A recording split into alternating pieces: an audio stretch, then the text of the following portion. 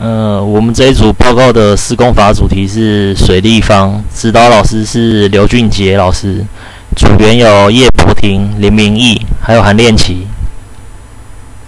结构系统，水立方的总建筑面积为 6.5 万至8万平方米，地下部分的建筑面积不少于15000平方米。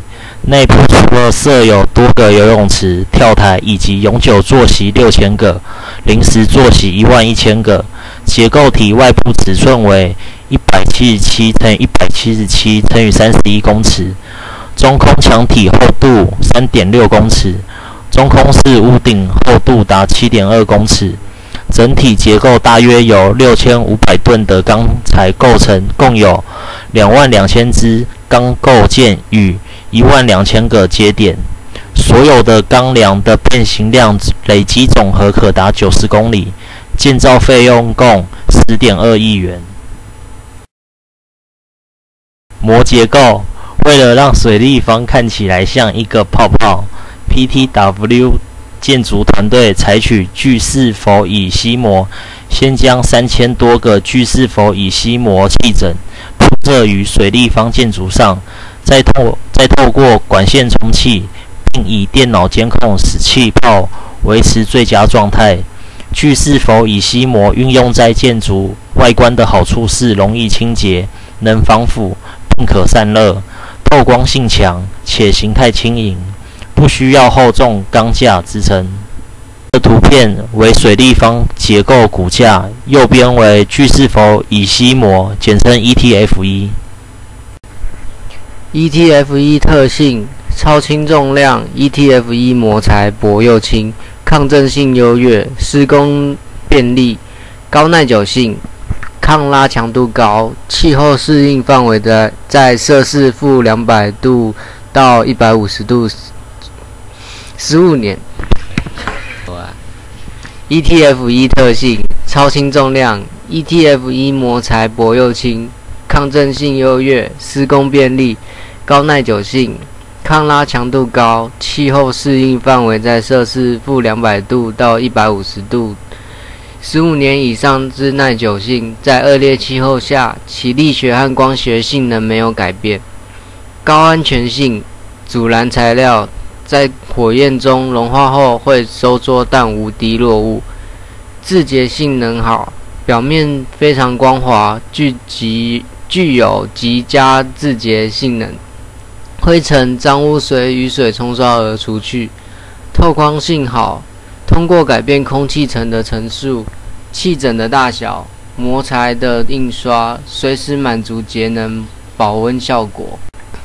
使用 ETF1 之建筑物，伊甸园位于英格兰的康福尔，建成于2001年，是世界上最大的温室，也是当时世界上最大的使用 ETF1 材料的建筑物。伊甸园占地323000平方英尺。安联球场位于德国慕尼黑，建成于2005年。安联球场的绰号叫充气船，这来源于它与众不同的形状和它表面的2800多块 ETF1 材料之充气板。这个足球场的皮肤在夜间能够发光，根据比赛的球队不同而呈现红色、白色或蓝色。瑞士巴塞尔运动场，加州艺术学院，爱荷华州的地球公园。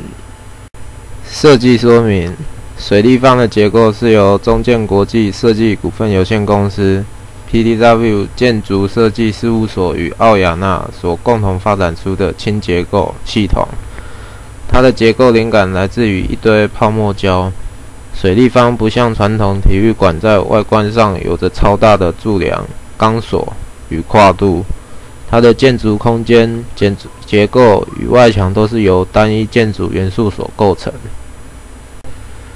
超大型温室，水立方的外墙是由高科技的 ETF1 气囊所构成，因此建筑物本身就是一个超大型的温室。90% 的太阳能被保留在结构体中，它们可让室内与游泳池的水自然加温。估计这种永续性的设计方式能减少泳池设施大约 30% 的能源负担。由 ETF1 所构成的外墙，让建筑在日间能充分利用日光照明，提供室内适当的照度，并维持视觉的连贯性与舒适性。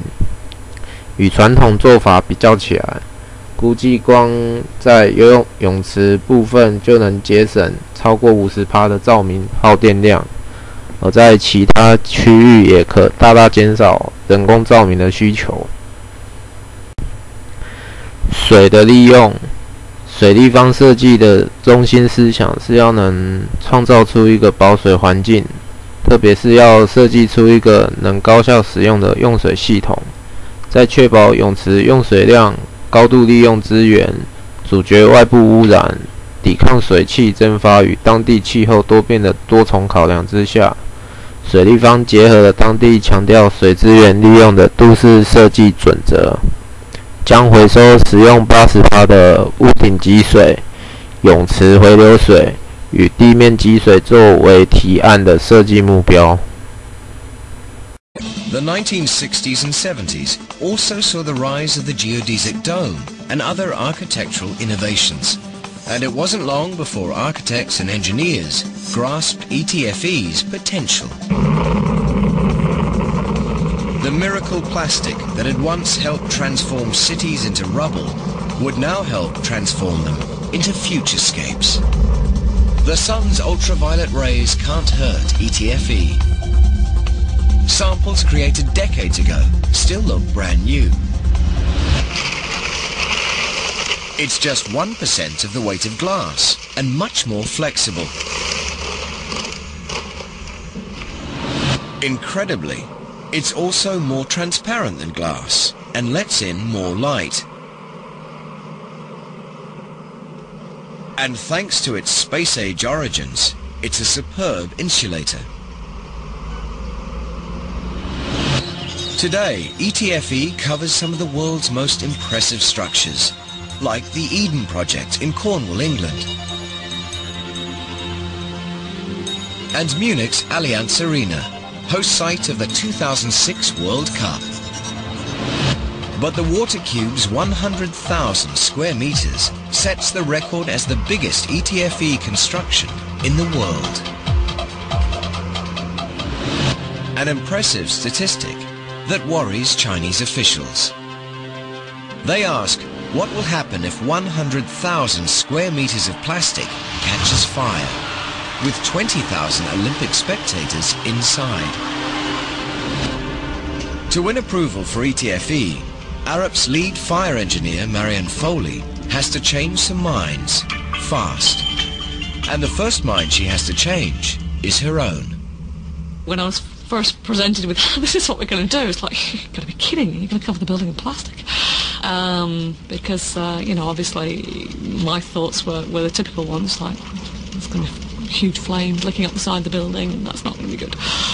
We all got visions of what plastic may do in the event of fire, and we're sort of envisaging big fires and raining flaming droplets down, and there's plenty of material, plenty of plastics behave like that.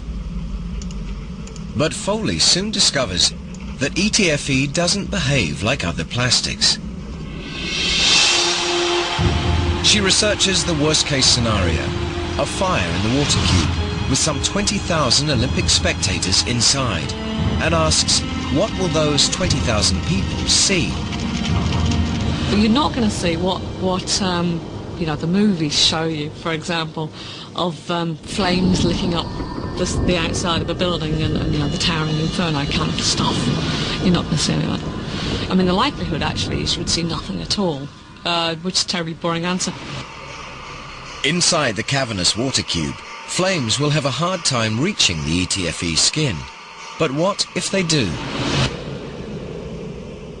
At the water cube's ETFE factory in Beijing, a demonstration reveals what will happen. If a fire does reach the ETFE skin, the skin won't burst into flame. Instead, ETFE will just melt away. But only as long as the flame stays on it. Take the flame away, the melting instantly stops. It looks like magic, but ETFE expert James Murphy knows it's just good chemistry. ETFE has a chemical in it, fluorine, sort of like the chemical that's in your toothpaste, and that puts out the flame. The fluoride in the ETFE prevents enough oxygen from being present to sustain fire. No matter how long fire touches it, ETFE doesn't burst into flames. It melts and drops away. And that's a big benefit because it allows all the harmful gases and smoke out of the building, and that allows people to see and get out safely. What you're essentially going to see is what looks like a very large piece of cling wrap shriveling away from a lighter flame. It's just going to shrink away, and you're just going to get a hole, and then people evacuated. The design team proves that if the water cube's skin caught fire, it will simply wrinkle up and blow away. But what will happen to its immense steel skeleton? A fire can make steel so hot it weakens and gives way. China's fire code requires spraying steel with a fire-resistant chemical coating. Very effective and very ugly. The team argues that given the building's vast amount of visible steel, fireproof slurry will make an Olympic masterpiece look like a gigantic bowl of porridge. It's a terrible material, actually. The idea that we would have had to do that to that building, it just makes me laugh, actually, because, there's just no way. But to win that argument, the water cube team has to prove that their steel honeycomb will survive a fire on its own. And that means burning some midnight oil. In here that we have the problem with the two beams. We had to look at how fires in the building would affect this very intricate structure. That level of complexity was not something I'd done before, and it's not something you would normally do. Foley painstakingly analyzes the water cube's design to determine where fires are likely to break out and what part of the building will be most vulnerable to fire.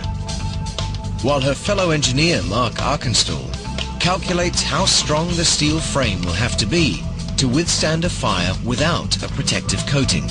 My role as fire engineer was to work out what sort of fires we could have, like how big were they going to be, how close to the steel would they get, and from that to work out what a temperature distribution would be.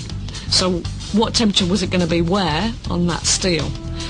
And then Mark took over from there, and he worked out what that would do to those elements that were exposed to the high temperature, and where that temperature was such that the element would no longer carry the load.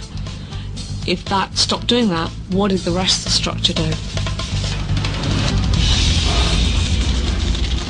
To their vast relief, this analysis reveals that the water cube's steel honeycomb will survive a major fire. If any beams melt in extreme heat, the surrounding beams will shoulder the load and keep the building from collapsing. 20,000 Olympic spectators inside the water cube are now looking safer.